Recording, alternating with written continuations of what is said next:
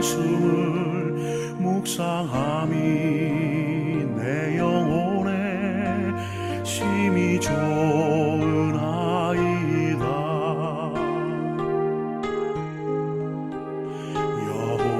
여호와여 주의 말씀을 묵상함이 내 영혼에 심히 좋은 아이다. 오늘 하나님께서 우리들에게 주시는 말씀은 두려움 돌파의 시작과 끝, 사도행전 4장 5절에서 12절, 29절에서 31절의 말씀입니다. 한 절씩 교독하고 마지막 절은 함께 봉독하겠습니다. 이튿날 관리들과 장로들과 서기관들이 예루살렘에 모였는데 대제사장 안나스와 가야바와 요한과 알렉산더와 및 대제사장의 문중이 다 참여하여 사도들을 가운데 세우고 묻되 너희가 무슨 권세와 누구의 이름으로 이 일을 행하였느냐. 이에 베드로가 성령이 충만하여 이르되 백성의 관리들과 장로들아, 만일 병자에게 행한 착한 일에 대하여 이 사람이 어떻게 구원을 받았느냐고 오늘 우리에게 질문한다면 너희와 모든 이스라엘 백성들은 알라.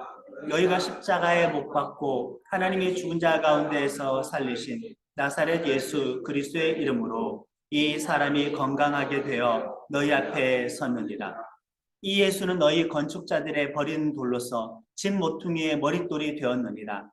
다른 이로서는 구원을 받을 수 없나니 천하 사람 중에 구원을 받을 만한 우리에게 주신 일이 없습니다 하였더라. 주여 이제도 그들의 위협함을 굽어보시옵고 또 종들로 하여금 담대히 하나님의 말씀을 전하게 하여 주시오며 손을 내밀어 병을 낫게 하시옵소서. 표적과 기사가 거룩한 종 예수의 이름으로 이루어 함께합니다. 빌기를 다음에 모인 곳이 진동하더니 무리가 다 성령이 충만하여 담대히 하나님의 말씀을 전합니다. 아멘. 저는 법정에 서본 적이 없습니다. 얼마나 그 자리가 두렵고 위협감을 주는 자리인지 사실 느껴본 적은 없습니다. 비슷한 거 느껴본 적은 있습니다. 어린 시절 기억이지만 법원에서 직원들이 나와서 저희 집에 있었던 가전 살림에다가 그 차박지를 붙였던 적이 있었습니다. 한 제 기억으로 2차례, 3차례 정도 있습니다. 이미 그 전에 우편물로 경고장이 날아옵니다. 법원으로부터요. 빨간 글씨로 많이 날아오죠. 경고장, 경고장, 압류 경고장. 그리고 그것이 결정이 되었다는 우편물이 날아온 다음에 직원들이 와서 집에 있는 TV, 냉장고, 가구에다가 그 가압류 딱지를 붙여버립니다. 사실 어린 마음에 그런 상황을 경험하는 것은 심장이 쪼그라드는 그런 경험입니다. 엄청난 압박감을 느끼는 거죠. 그것이 붙어있는 상태에서 생활을 할 때에 조마조마합니다. 언제라도 사람들이 들이닥쳐서 그것을 압류에 가지 않을까라는 그런 불안감으로 살아가는 거죠. 아무리 그렇다고 해도 직접 재판장에 서서 재판을 받는 것만큼의 압박감은 아닐 것입니다. 위기의 상황이 되면은 사람들은 용기를 가지기보다는 누구든지 움츠러들게 마련입니다. 위축되죠. 뒤로 물러서게 됩니다. 그런 상황 속에서는 믿음을 드러내는 것, 말씀을 전하는 것, 예수님을 증거하는 것은 오히려 생각지도 못하게 됩니다. 위험에 쫄아서 믿음과 복음과 예수님을 숨기게 됩니다. 그런 상황이 되면은 안 믿는 척 해보려고 나름대로 머리를 씁니다. 믿음과 복음에 대해서는 위협의 상황을 맞닥뜨리게 됐을 때 대부분의 성도라고 한다면은 감히 그 믿음을, 복음을, 예수를 꺼내지도 못하고 숨어버립니다. 청소년 때 교회를 처음 가기 시작해서 지금까지 저는 주일 예배를 딱 2번 빠졌었습니다. 교회에 처음 갔던 그 다음 주에 한번 결석했던 적이 있었고, 2번째는 입대를 해서 훈련소에서 예배를 빠진 적이 있었습니다. 하필이면 주일날 연병장 청소당번에 걸렸기 때문입니다. 입대하기 전에는 머릿속으로 많이 상상을 했었어요. 믿음의 선배들이 군대에서 믿음을 지키기 위해서 많이 두드려 맞았는데 그 맞으면서까지 예배 자리에 참석했다라는 간증을 여러 차례 들었었기 때문에 마음속으로 상상을 하는 거죠. 만약에 그런 일이 벌어지게 되었을 때는 나는 자신 있게 교회를 간다고 맞서야겠다. 맞으면 맞지 뭐. 이렇게 나름대로 드라마틱한 간증에 대해서 머릿속으로 상상하면서 그리면서 입대를 했는데 연명령 청소할 때 저 건너편 예배당에서는 지금 찬양의 소리가 들려옵니다. 그리고 입대 전에 상상했던 것을 지금 이제 끄집어내려고 합니다. 말해야지, 말해야지, 말해야 되지. 그러나 그 기관병이 주는 그 위협감 때문에 쫄아서 한마디도 꺼내지 못하고 예배 끝날 때까지 연병장에서 청소를 했던 그 기억이 제 마음속에 저장이 되어 있습니다. 왜 저장이 되어 있냐면은 내가 패배했다라는 그런 사건이기 때문에 내가 믿음을 숨겼다. 내가 예수님 믿는 그 믿음과 믿음으로 싸워야 되는데 싸우지 못하고 도망쳤다라는 스스로에 대해서 크게 실망했던 사건이었기 때문에 제 마음속에 그 일은 지금도 저장이 되어 있습니다. 지금도 비슷하게 세상 앞에서 믿음을 감추고 두려워하는 모습을 가질 때가 있습니다. 우리 지체들은 어떻습니까? 비겁합니까? 아니면 담대합니까? 믿음을 드러내는 데 있어서 용기가 있습니까? 아니면 용기가 없습니까? 물론 가방에 우리가 놓고 다니지만은 가방에 놓고 다니지 않을 때에는 여러분들은 성경책을 옆에 끼고 자유롭게 대중교통을 그렇게 이용합니까? 공공장소를 그렇게 활보합니까? 아니면 은근슬쩍 성경을 감추어 버립니까? 아예 성경을 들고 다니지 않고 스마트폰의 앱으로만 하나님의 말씀을 보려고 합니까? 편리해서가 아니라 숨기고 싶어서 그런 것은 아닙니까? 개인적으로는 공공장소에서 특별히 지체들이 저를 부를 때 큰 목소리로 목사님이라고 부르면은 괜히 의식이 됩니다. 사람들이 나를 안 좋게 볼 텐데 저 개신교 목사야라고 비방하게 될 텐데라는 그 의식이 그 말을 들을 때 제가 말을 하지 않지만 저 혼자서만큼은 속으로 살짝 불편함과 그 두려움을 느낍니다. 솔직히 고백하자면 그렇습니다. 우스갯소리이지만 과거에 교육자 수련회를 가면은 부교육자들끼리 사람이 많은 카페를 가거나 식당에 갈 때가 있어요. 서로서로 호칭이 뭐예요? 목사님, 목사님 또는 전도사님이잖아요. 제가 선임이었었을 때 교육자 수련회를 가면은 공공장소에서 이렇게 부릅니다. 최 과장, 차대리, 조 부장님 서로가 그렇게 불러요. 우리 목사들이 아니라는 거.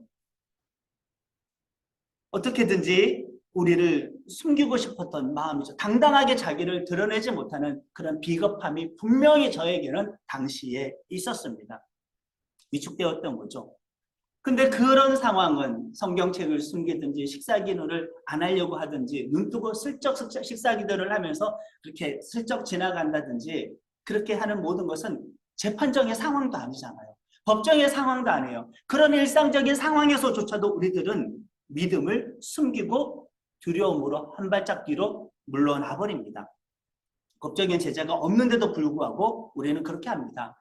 베드로와 요한이 성전 동편의 출입문에서 구걸하던 그 걷지 못했던 거지를 치유하고 성전 안으로 들어왔습니다.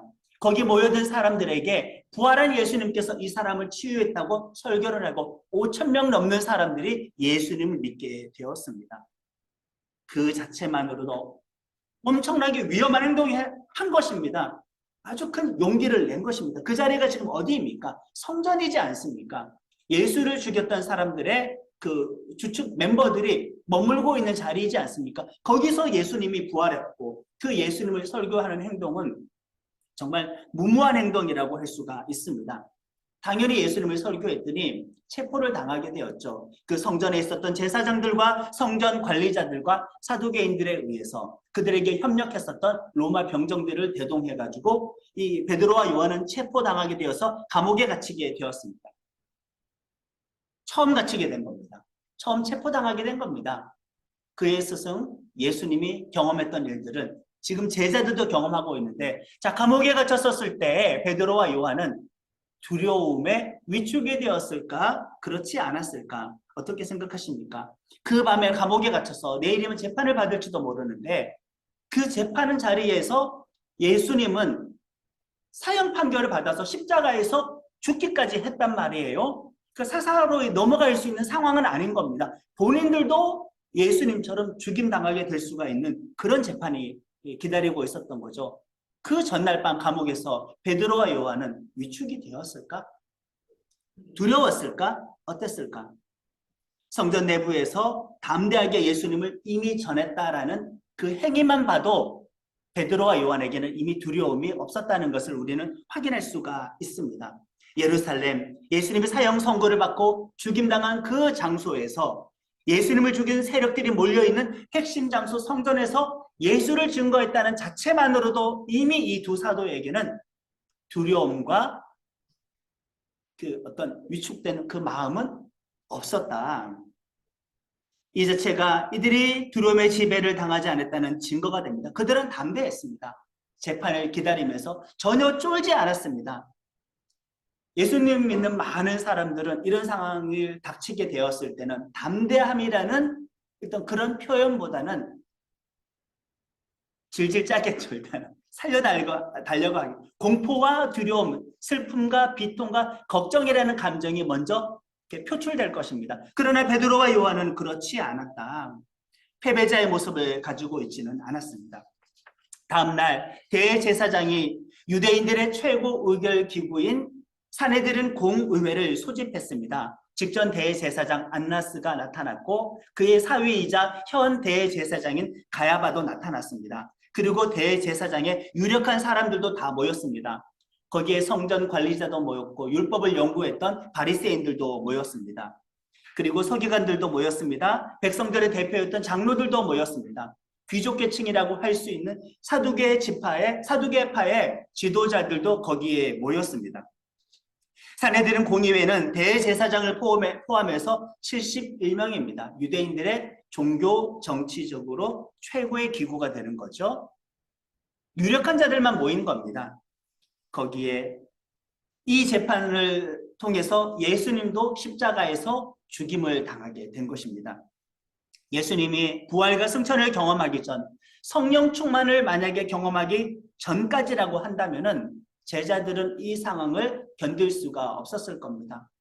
자, 지금 제자들은 어디 출신입니까? 저 북쪽 갈릴리 촌놈들이에요. 어부 출신이에요. 제대로 배운 게 없어요. 지금 그들이 맞이하고 있는 71명은 부자들입니다. 귀족들입니다. 종교 지도층입니다. 화려한 자들입니다. 권력자들입니다. 그 71명에 지금 이 두 사도는 둘러싸여 있습니다. 그리고 그들이 질문합니다. 너는 지금 누구 이름으로 무슨 자격으로 그렇게 설교를 하고 그런 기적을 행했느냐라고 질문을 받게 되는 거죠.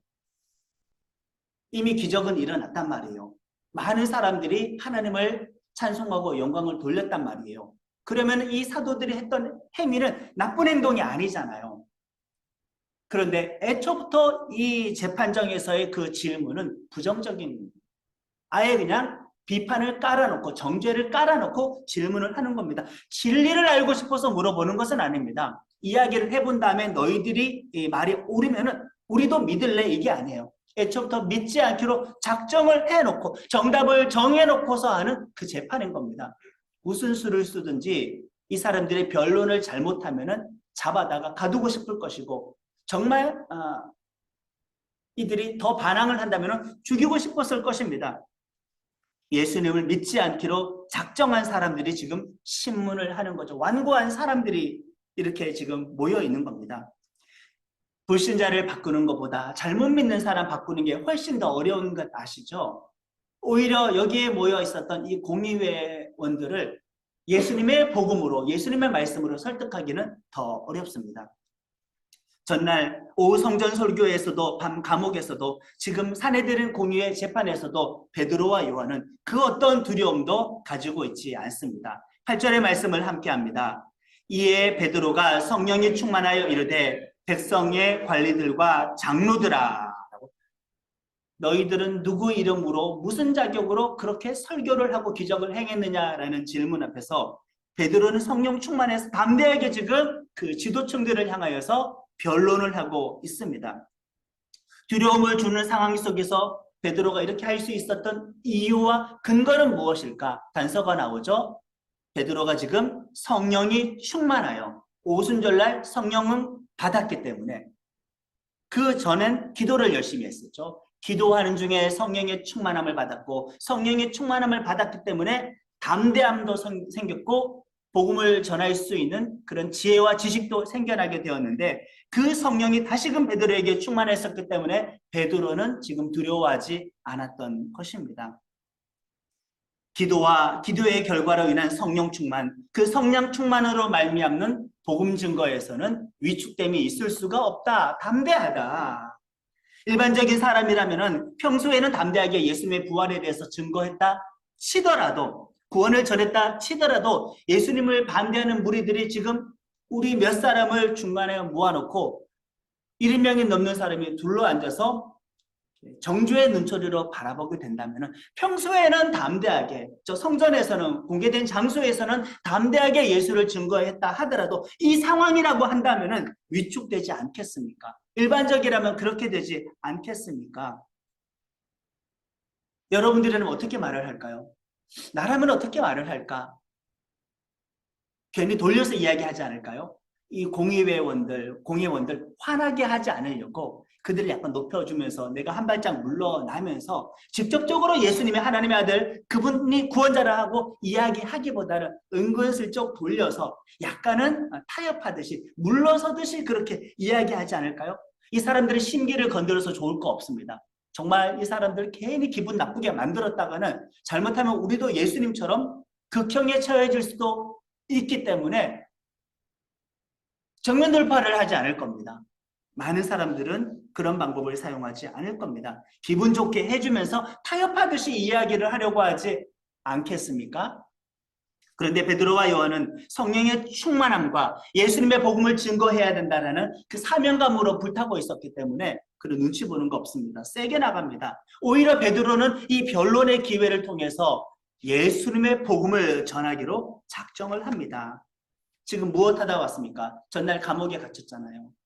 감옥에 갇혔다라는 말은 두려움으로 길들여질 수 있는 하루라는 시간이 있었어요. 이미 감옥에 하루 머물다가 왔는데, 그런데도 불구하고 베드로와 요한은 두려움에 길들여지지 않았습니다.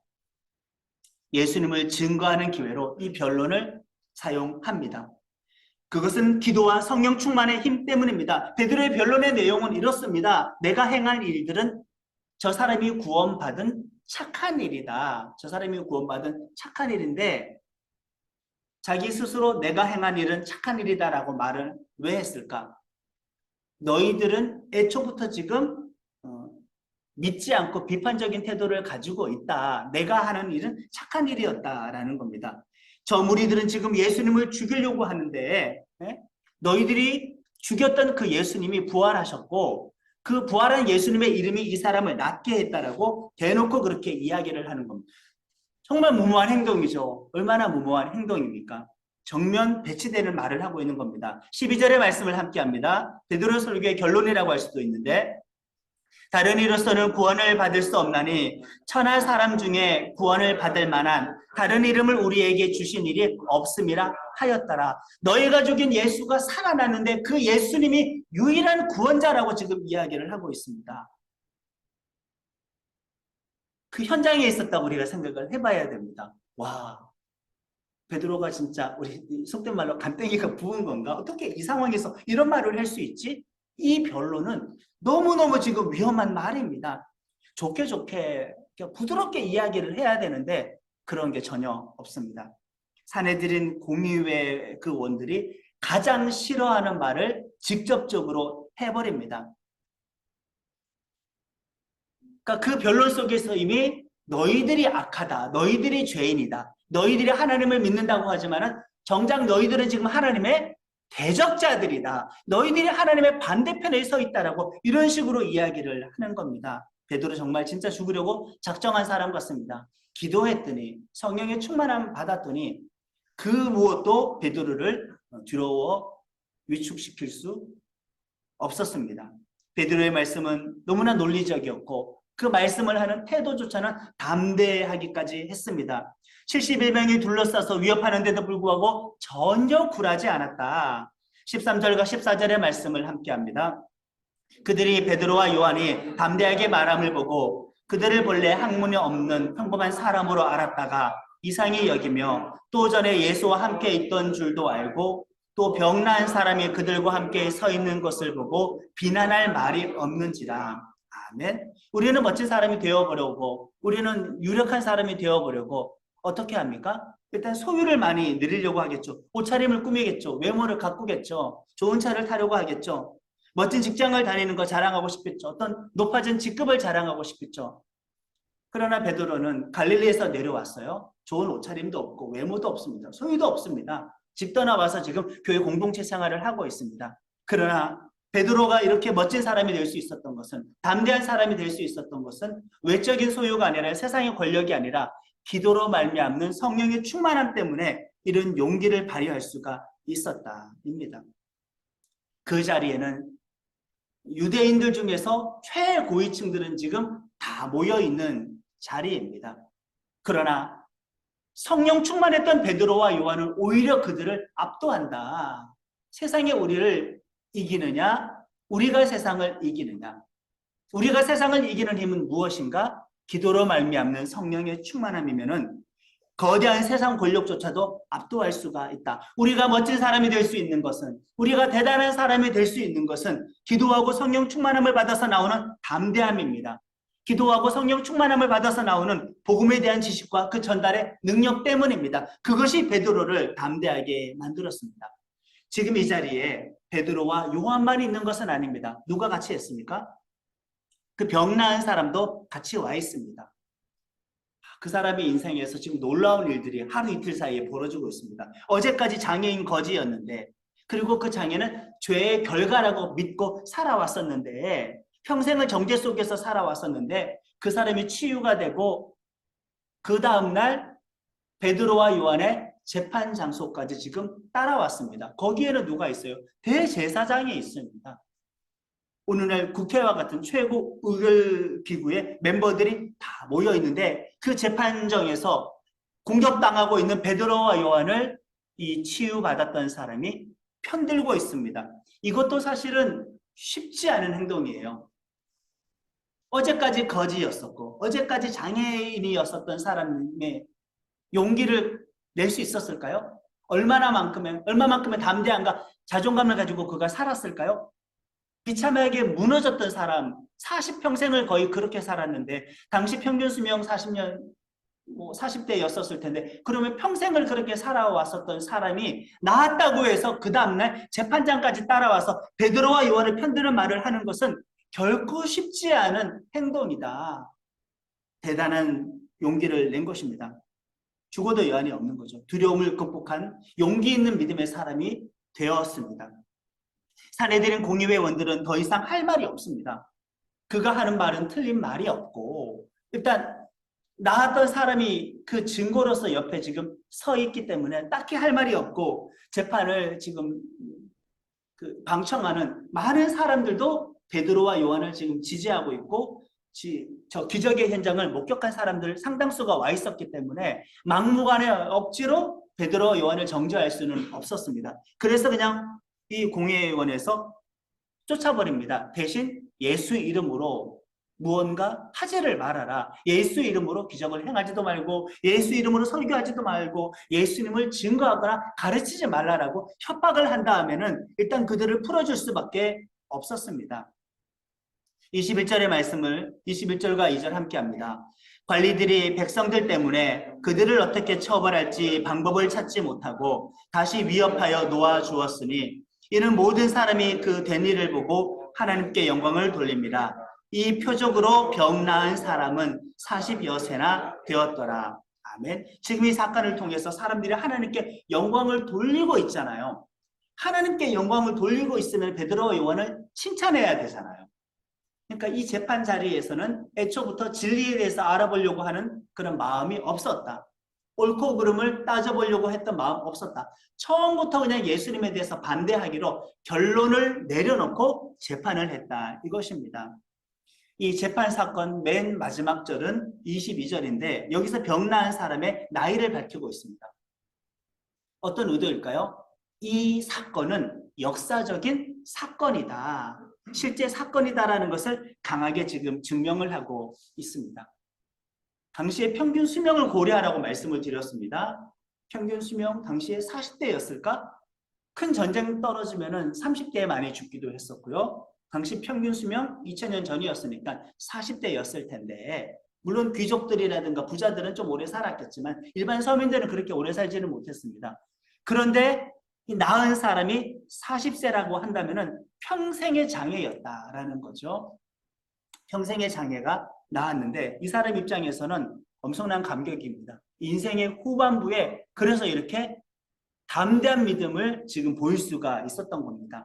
오래전에 회심하고 성령 체험한 사람들이 수십 년 신앙생활하는 동안 또는 모태신자라고 하는 사람들이 수십 년 신앙생활하는 동안 그냥 신앙의 열정과 헌신을 잃어버리고 그만한 믿음 생활하는 경우가 많이 있습니다. 오히려 최근에 회심하고 성령 충만함 받았던 사람이 하나님을 위해서 목숨을 내놓듯이 열정적으로 신앙생활하는 사람들이 많았다. 지금 이 치유받은 사람이 그러합니다.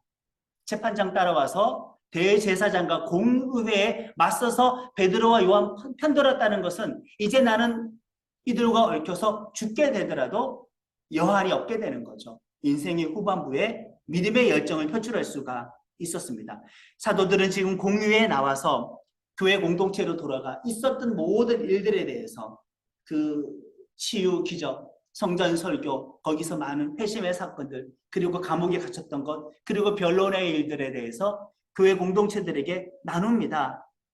그리고 교회 공동체는 지금 이루어지는 이 모든 일들은 성경에서 예언되었던 말씀이 성취가 된 것이라고 그렇게 깨닫습니다. 25절부터 27절의 말씀을 함께 합니다. 또 주의 종 우리 조상 다윗의 입을 통하여 성령으로 말씀하시기를 어찌하여 열방이 분노하며 족속들이 허사를 경영하였는고 세상의 군왕들이 나서며 관리들이 함께 모여 주와 그의 그리스도를 대적하도다 하신 이로소이다. 과연 헤롯과 본디오 빌라도는 이방인과 이스라엘 백성과 합세하여 하나님께서 기름 부으신 거룩한 종 예수를 거슬러. 아멘. 지금 교회 공동체는 사도들이 경험했던 이 사건을 성경의 예언이 성취된 사건으로 그렇게 이해를 하고 있다 이거죠. 여기에 복음 증거를 반대했던 세력들이 나옵니다. 로마 제국을 대표하는 빌라도도 나오고 유대의 정치 지도자 헤롯 왕도 나오고 그리고 유대의 종교 지도자들 나옵니다. 그러면은 모두가 반대하는 거네요. 싹 다 반대하는 겁니다. 거대한 반대입니다. 그 거대한 반대 앞에서 이들은 위축되지 않았다. 두려움에 굴복되지 않았다. 모두가 반대합니다. 거대한 반대입니다. 그런데 그 반대를 넘어설 수 있었던 것은 베드로와 요한은 성령으로 충만했기 때문에 담대할 수 있었고 성령으로 충만했기 때문에 복음을 지혜롭게 증거할 수가 있었던 겁니다. 누가 성경 말씀의 성취를 경험할 수 있을까? 고난을 피해가는 자, 두려움의 상황을 피해가는 자, 그 위협의 상황을 피해가면은 성경이 성취가 되어지는 것에 벗어난 사람이 되겠지만 오히려 그런 상황에 뛰어들어서 하나님의 말씀을 성령 충만하게 담대하게 증거한다면은 그 사람은 성경의 성취를 경험하는 은혜를 누리게 될 것입니다. 나 자신을 통하여서 하나님의 말씀이 예언된 말씀이 성취가 되는 그 놀라운 일을 경험하게 된다 이것입니다. 교회 공동체는 이 일을 겪고 최종적으로 무엇을 구했을까? 29절 30절 함께합니다. 주여 이제도 그들의 위협합을 굽어보시옵고 또 종들로 하여금 담대히 하나님의 말씀을 전하게 하여 주시며 손을 내밀어 병을 낫게 하시옵고 표적과 기사가 거룩한 종 예수의 이름으로 이루어지게 하옵소서 하더라. 아멘. 핍박에도 불구하고 좀 전에 경험했던 일들이 앞으로도 지속적으로 일어날 수 있기를 계속 기도하고 있습니다. 지금 기도의 내용을 보면은 저 원수들 없애주십시오. 이 핍박이 없게 해주십시오. 고난이 없게 해주십시오. 이거 기도하는 것이 아니라 그냥 그거는 그냥 제껴버리고 그런 일을 경험했지만 오히려 여전히 하나님의 말씀을 담대하게 계속 전할 수 있게 해달라고 이것을 기도하고 있습니다. 우리의 기도의 태도와는 전혀 다르지 않습니까? 우리가 일차적으로 이런 상황이었으면 저 원수들, 이런 어려움들, 이런 장애 요인들의 제거를 일단 초점에 맞추고 그것을 놓고 기도하지 않았을까요? 그러나 이들의 기도의 내용은 그것이 아니었습니다. 그럼에도 불구하고 오히려 담대히 하나님의 말씀을 전할 수 있게 해달라고 먼저 이것을 기도했다.